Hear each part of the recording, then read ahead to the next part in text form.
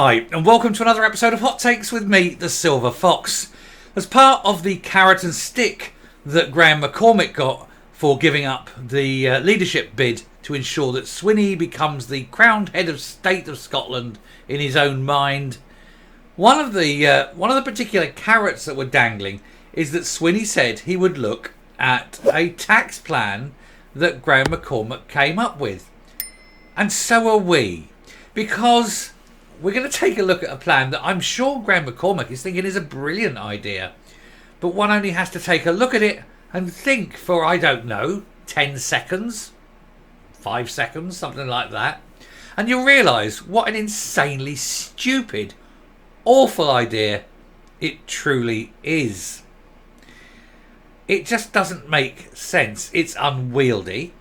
I mean, there are issues that people say, oh, well, that is a good idea, and possibly, but on the grand scheme of things across the whole nation, it's an incredibly bad idea.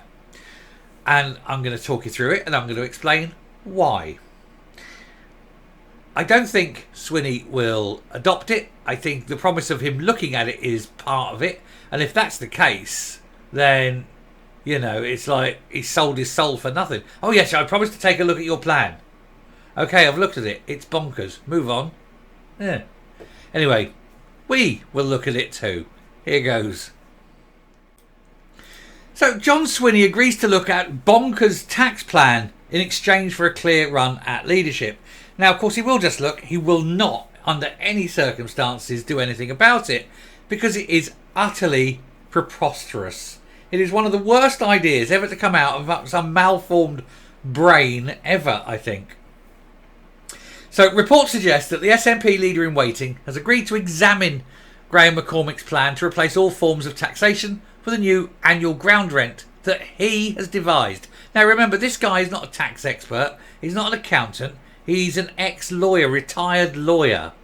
So what does he know about economics? What does he know about numbers? What does he understand about taxation? I'll give you the answer. Bugger all, right? He's not an expert, but he has devised a tax plan based on little more than the fevered, wet dream of independence. So John Swinney has agreed to examine a new, bizarre tax system for Scotland, as well as setting up a talking shop on independence as part of a deal with only his only remaining SNP leadership challenger, who quit last night, stick and carrot. Okay, what do you want? And then if you don't, we'll beat you. Basically, standard SNP ploy.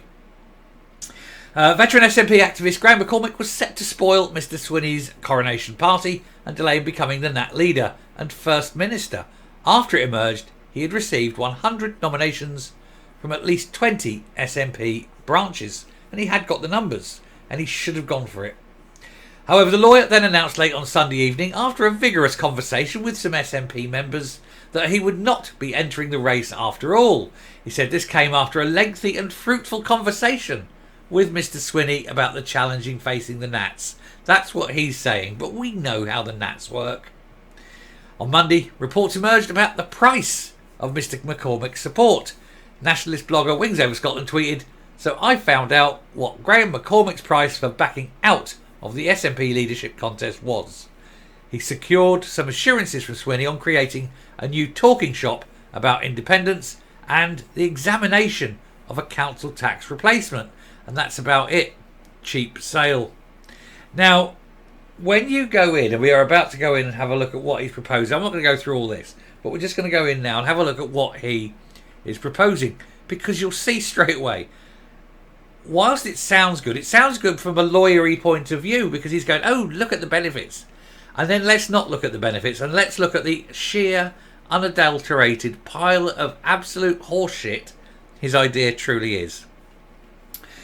Mr. McCormack has devised his own tax model called Annual Ground, Floor and Roof Rent, AGFRR. Just rolls off the tongue, doesn't it? This is to replace all taxation in Scotland, including VAT, income tax, corporation, council tax, etc. So tax on alcohol, tax on electricity, tax on everything. In an article to explain his idea, he said it's simple and it has the potential to replace all existing UK, Scottish and local taxation and provide a universal citizen income of around £200 a week and give all the people of Scotland a financial stake in our nation. It would substantially increase public expenditure for reconstruction and reduce the burden of taxation on almost all personal and business taxpayers, and would allow us to have rainbows and unicorns and a bright new future. If only everyone else would believe me that this time it'll work, this time it is right, and this time nothing will ever go wrong, ever, honest.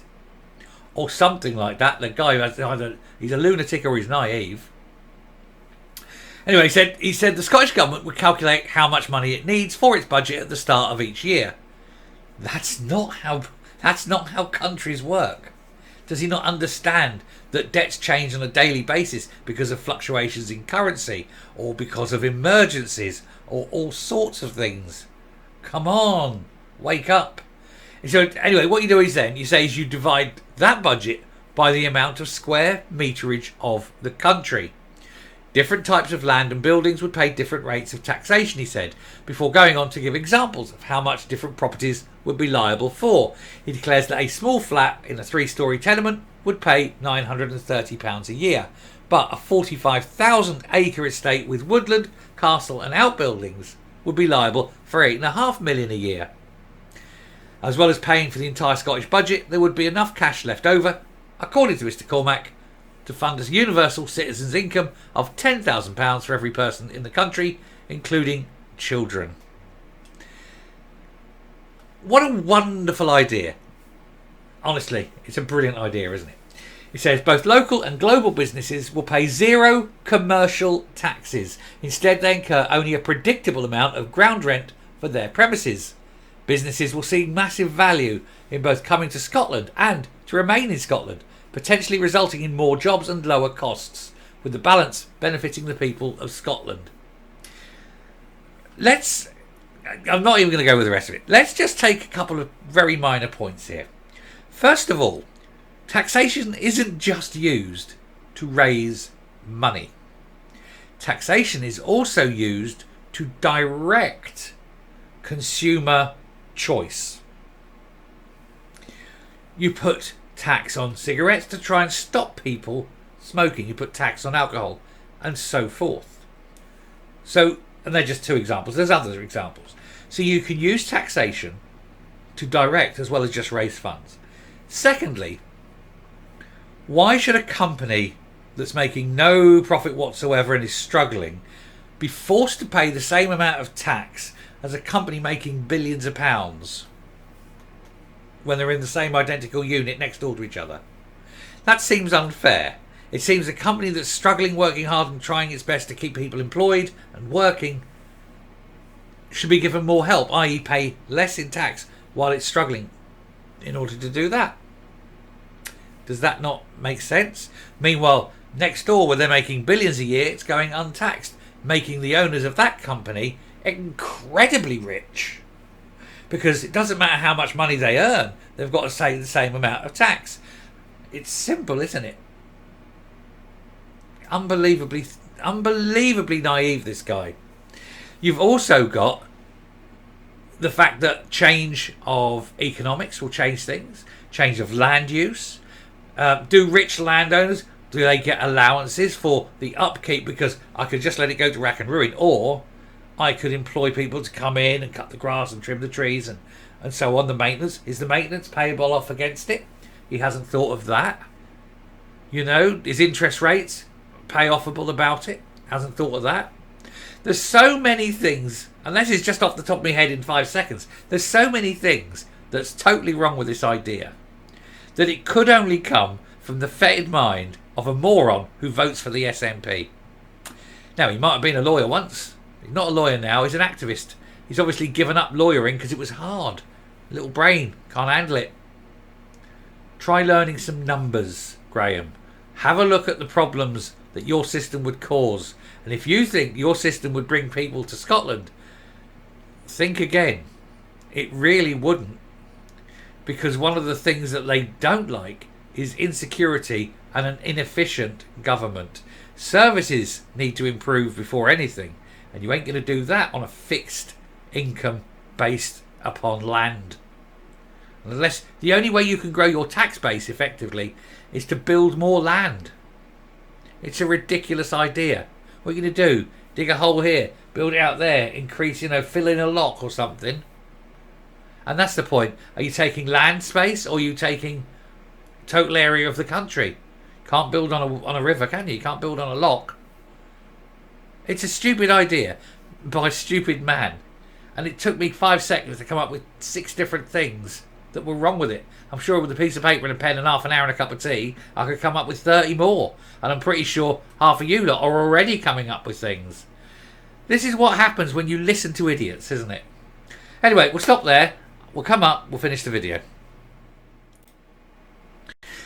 Now, it is mad and bonkers, and we know that the SNP have got a history of adopting mad bonkers ideas, but I think this one we're perfectly safe, because corporation tax is not the gift of the Scottish Government.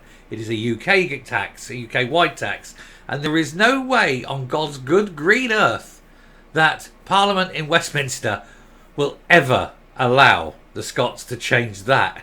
They work everything out on their basis of corporation tax on the profits of businesses.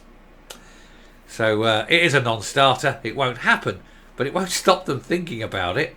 Anyway, we'll stop there. Thank you very much for watching. Do please hit the subscribe button, ring the bell, leave a like, leave a comment, please share the video, and I will speak to you again later. Bye.